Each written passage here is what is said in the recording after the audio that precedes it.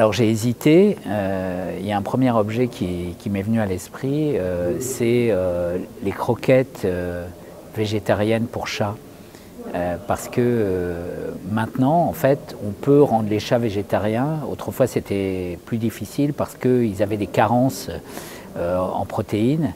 Mais maintenant, on arrive à produire des protéines de synthèse, ce qui fait que les chats végétariens ne vont pas souffrir de maladies dangereuses. Et on s'aperçoit que, du coup, l'anthropocène peut vouloir dire plusieurs choses différentes, c'est-à-dire plutôt une attitude de retrait face au risque que nos propres actions font courir à la nature telle qu'elle existerait si on n'était pas là. Ça, c'est l'attitude, je dirais, la plus traditionnelle parmi les écologistes.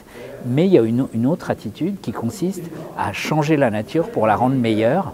Et donc le dialogue, difficile d'ailleurs entre ces deux courants, nous permet de comprendre ce que peut vouloir dire la responsabilité de déployer une puissance telle qu'elle peut changer aussi les règles du jeu du monde biophysique.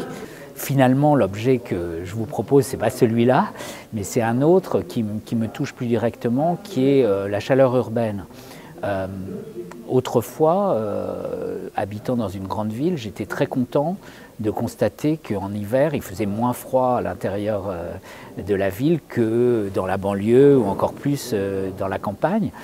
Je le ressens toujours, mais alors maintenant, on reçoit des injonctions contradictoires parce qu'on nous dit que c'est pas bien qu'il fasse chaud dans la ville parce que c'est le signe qu'il y a un changement climatique indésirable.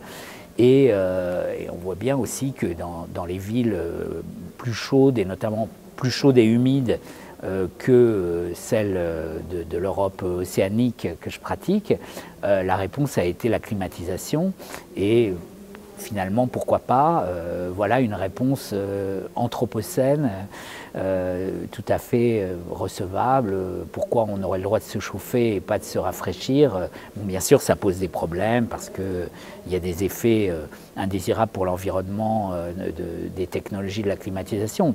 Mais peut-être qu'on peut les améliorer, peut-être qu'on peut faire que on accepte à la fois la chaleur urbaine quand il fait froid et puis qu'on la domestique quand il fait trop chaud. Donc là encore, je trouve que c'est ce cocktail très compliqué entre liberté et responsabilité, ou responsabilité et liberté.